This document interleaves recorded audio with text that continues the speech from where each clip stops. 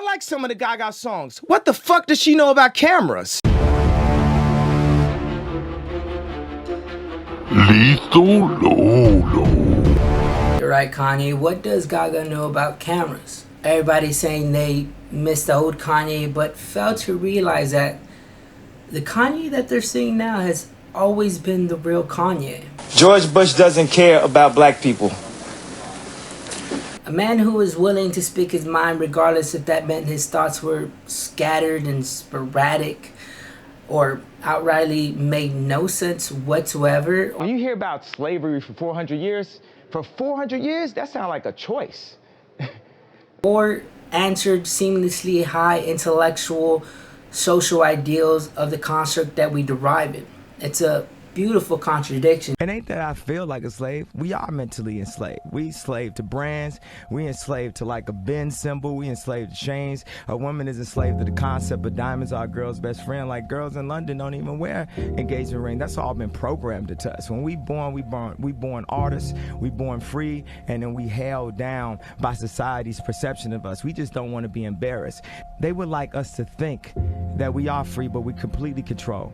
We control by a Nike sign. We controlled by peer pressure. We controlled by the longing for a particular car to set at a high price. A man who was both passionate and stubborn and wasn't going to let anything come in his way, even if that caused a delusional God complex that would cause more havoc than good at times. A white person kills a black person or wears a hat, but when it's 700 kids being killed in Chicago, it's okay. It's okay for blacks to kill blacks, but if it's a white thing... I don't think anybody's saying that's okay. There's been more focus and more... At the end of the day, he was always himself. He was always going to do whatever it took to achieve what he wanted to do, and he wasn't going to let anybody get in his way. And genuinely, I feel like that's what we all strive for. That quality that he has, to be that passionate, to be that persistent, it is a beautiful gift that a lot of people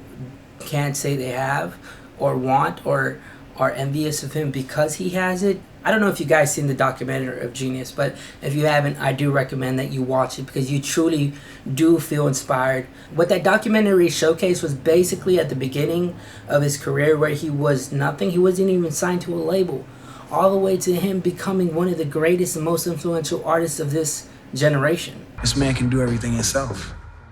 He living it. Kanye genuinely believed in this delusion. He believed in this fallacy. He wasn't gonna let anybody stop him from achieving this image that he had in his head of who he truly was. And on top of that, he actually maintained a steady, disciplined routine for his work ethic to actually dedicate and devote his time and resources to his craft. I remember 2016 going to a Kanye concert. This was the one where he was on stage flying around the whole crowd. His influence, his power, the power that he has with his voice is honestly on another level. I remember him coming into the crowd. He was like, "Put your fucking hands up, bro." My hand was up. I didn't even know how it got up. The power that Hitler had, bro, like, was doing the Nazi general. People will always see the genius of Kanye because of his success. And what I mean by that is that there are definitely people out there just as outspoken and stubborn as Kanye, but they just don't have that same format. They just don't have that same sauce, you know? Probably working at Walmart while their coworkers are, you know, talking behind their back like, damn, Greg really doesn't know how to shut up about Warhol. Standing up and I'm telling you, I am Warhol. Unfortunately, Kanye is a man with a mental illness in the spotlight, which can cause a lot of chaos. For anybody who is unaware, Kanye was diagnosed with bipolar disorder, which can actually showcase a lot of the contradiction he faces. A lot of this was painted in his 2018 album, Ye, which on the cover it actually states, "I hate being bipolar, it's awesome." We're all aware of what Kanye is capable of, whether that's going on stage, saying Beyonce had one of the best music videos of all times, completely disregarding Taylor Swift, by the way. Yo, Taylor, I'm really happy for you. I'm gonna let you finish.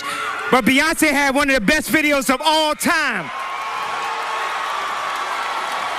One of the best videos of all time. And then doubling down on that on his St. Pablo album in the song Famous, saying, I think me and Taylor might still have sex. Why? Because I made that bitch famous.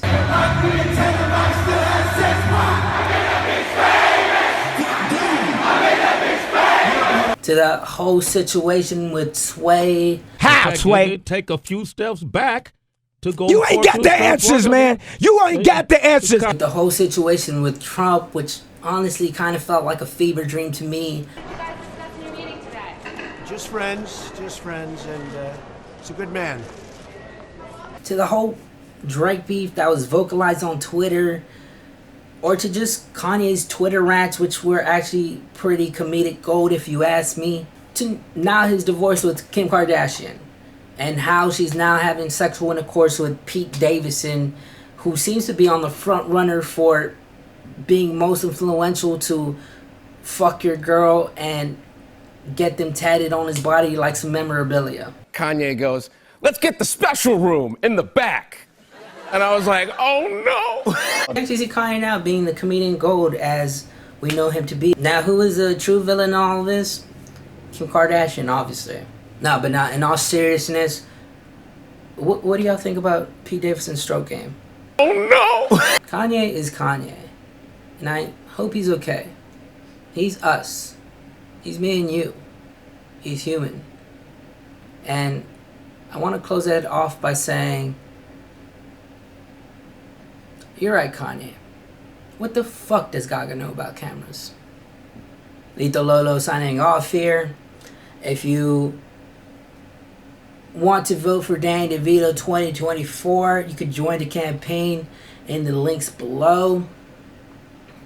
Have a good day. How do we appreciate our kings?